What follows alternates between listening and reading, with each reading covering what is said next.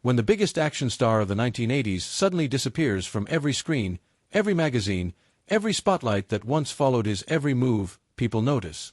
And when that star is Mr. T, the man with the mohawk, the gold chains, the voice that shook arenas, the silence becomes deafening. One day he's everywhere. The next he's gone. No explanations, no goodbye tours, just emptiness where a legend used to stand. The rumor started right away. Some said Hollywood chewed him up and spit him out. Others whispered about scandals, about bridges burned, about a star who couldn't handle the spotlight anymore. But the real story, it's darker, more shocking, and more human than anyone imagined. The truth is, Mr. T didn't just walk away from fame. Something forced him out. Something that nearly destroyed him completely. And when you hear what really happened, you'll never look at his disappearance the same way again. To understand how far Mr. T fell, you need to see how high he climbed. And that climb started in the absolute bottom of Chicago's South Side in a cramped apartment, where 12 children fought for space and a single mother fought to keep them fed. Lawrence Tureaud was born into poverty so deep that escape seemed impossible. His father, a minister who should have been the family's rock, walked out when Lawrence was just 5 years old, gone just like that, leaving his mother to raise an army of children through backbreaking manual labor that destroyed her body inch by inch. The neighborhood was ruthless. Racial hatred wasn't subtle. It was in your face. Unavoidable. Crushing. Lawrence watched black men who'd risked everything on battlefields overseas come home to be called boy by people who'd never faced a fraction of their courage. That word dripping with disrespect burned into his mind. He made a decision that would define his entire existence. When he turned 18, the moment he gained the legal right to vote and be held accountable as an adult, he changed his name not to something flashy or Hollywood-ready. He chose Mr. T, simple, direct, and absolutely brilliant. Because when someone called him Mr. T, they had to say Mr. They had to acknowledge him as a man worthy of respect every single time. High school showed glimpses of what he could become. Wrestling championships, football dominance, martial arts mastery. His body became a weapon, his determination unbreakable. A scholarship opened doors to college, but his rebellious nature slammed them shut just as fast. Expelled for disciplinary issues in his freshman year, most people would have crumbled. Lawrence didn't even blink. He joined the Army in 1975, became a military policeman, learned discipline that would later save his life. When he tried out for the Green Bay Packers, chasing that NFL dream, a knee injury crushed it before it even started. So, he ended up where many broken dreams land, working as a bouncer in Chicago's roughest clubs. But this wasn't just a job. This was where Mr. T was truly born. Standing 5'10" with military training and a rage that had been building since childhood, he became legendary. Over 200 fights, not a single loss. Troublemakers took one look at him and reconsidered their entire evening. And those gold chains everyone remembers, they started here, collected from the club floor after brawls, jewelry dropped or left behind. He wore them so customers could reclaim their property, but also because they made him look dangerous, untouchable, like some kind of warrior from another time. He studied Mandinka warriors from West Africa, crafted that iconic Mohawk to honor their spirit.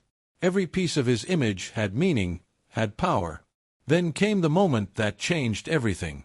1980, America's toughest bouncer competition.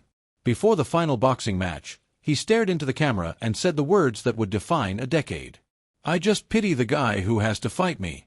54 seconds later, his opponent was unconscious on the canvas. And watching at home, nursing ideas for his next film was Sylvester Stallone. Stallone was building Rocky III and needed an opponent who could make audiences believe Rocky Balboa might actually lose. When he saw Mr. T demolish that bouncer on television, saw that intensity burning through the screen, he knew he'd found his villain. What started as a minor role exploded into something much bigger. Mr. T's raw presence, that authentic street toughness, forced Stallone to expand the character of Clubber Lang. The film dropped in 1982 and absolutely crushed the box office. Overnight, a Chicago bouncer became a rising action star. "I Pity the Fool" echoed across playgrounds, offices, everywhere. He'd gone from protecting celebrities to becoming one. But nothing, absolutely nothing, prepared anyone for what came next. The A-Team hit television in 1983, and Mr. T became more than famous. He became inevitable. As B.A. Baracus, the tough Mohawk mechanic who could fix anything but couldn't handle flying, he captured something special. The character mixed muscle with vulnerability, rage with humor, toughness with heart. Kids wanted to be him. Adults respected him. He was earning $80,000 per week, over $5 million annually, when most Americans were making $30,000 a year. The money was obscene, the fame suffocating in the best possible way. His face appeared everywhere: movie posters, magazines, lunchboxes, action figures. He had his own animated series where he led young gymnasts fighting crime. Parents fed their children Mr. T cereal for breakfast. He released a rap album teaching kids to respect their parents and avoid drugs. He made a life skills video that an entire generation watched in schools. He even stood in the White House beside First Lady Nancy Reagan, a street kid from Chicago's worst neighborhoods, now photographed with American royalty. The transformation seemed complete, permanent, unstoppable. But in Hollywood, nothing stays permanent. The A-Team ended in 1987 after 5 seasons, and the slowdown started immediately. He tried another series, TNT, playing a reformed ex-convict solving crimes. It lasted 3 seasons, but never captured that lightning-in-a-bottle magic. Meanwhile, the action genre was evolving. Schwarzenegger's Terminator and Stallone's Rambo represented a new breed of hero, more complex, more vulnerable beneath the muscles. The one-dimensional tough guy was becoming outdated, and Mr. T's image was locked in stone. Every role offered was either a parody of himself or another street thug. Hollywood had put him in a box and welded it shut. His physical dominance was fading, too. Years of intensity of being on every single moment had taken their toll. By the late 80s, he was doing wrestling exhibitions, but couldn't maintain that fearsome presence. Then came the scandal that hurt his righteous image. In 1987, he cut down over 100 oak trees on his Lake Forest estate just to get a better view. The media called it the Chainsaw Massacre. The hero who preached respect and responsibility had damaged a community's natural beauty for personal vanity. The tarnish spread. By the early 90s, Mr. T had nearly vanished. Small guest roles, commercials, minor appearances at events nobody cared about. The spotlight that once followed him everywhere had moved on to fresher faces, newer voices. People assumed he'd simply faded like most stars do. Relevant for a moment, then forgotten. They had no idea what was really coming because in 1995, at just 43 years old, Mr. T received news that made every fight he'd ever won meaningless. The diagnosis: cutaneous T-cell lymphoma cancer. And in a cosmic joke so cruel it seemed personal. The disease carried his name. He later said, "Can you believe it? Cancer with my name. Like it was born just to take me down." The battle that followed makes every action scene he ever filmed look like child's play. Chemotherapy ravaged his body with a brutality no opponent in the ring ever matched. He vomited so constantly that he kept buckets throughout his home. When buckets weren't enough, he used towels. His body, once a symbol of invincible strength, betrayed him cell by cell. Less than a year later, the cancer roared back even more aggressively.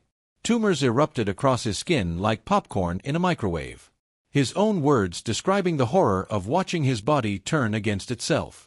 For 6 years from 1995 to 2001, Lawrence Tureaud fought just to stay alive. His career naturally collapsed. From $5 million a year to scraping together $15,000 for local appearances. From sold-out arenas to small venues where people came more out of nostalgia than genuine excitement. He'd become a ghost of himself, and the world watched from a distance, uncomfortable with seeing their hero so weakened. The emotional devastation cut deeper than any physical pain. He'd built his entire identity on strength, on never backing down, on making others respect his power. Now he couldn't even stand confidently in front of a crowd. He questioned everything. Asked God why this was happening, why everything he'd built was being ripped away. The man who pitied fools now had to pity himself. But something unexpected happened in that darkness. His faith, which had always existed in the background, moved to the center of everything. Raised Christian, baptized at 4, reborn at 27, he'd always believed. But surviving cancer transformed belief into absolute conviction. He started seeing his illness not as punishment but as a test. Like Job in the Bible, God was asking him to prove his faith meant more than his fame, his strength, his gold chains. And when he finally beat the cancer in 2001, emerging cancer-free at 49, he emerged as someone completely different. The world expected a comeback. They wanted the old Mr. T loud and brash, reclaiming his throne. Instead, they got silence. He didn't chase roles, didn't fight for the spotlight. He'd learned something in those 6 years of suffering that Hollywood couldn't teach. Fame fades, health disappears, but faith remains. Everything else was just noise.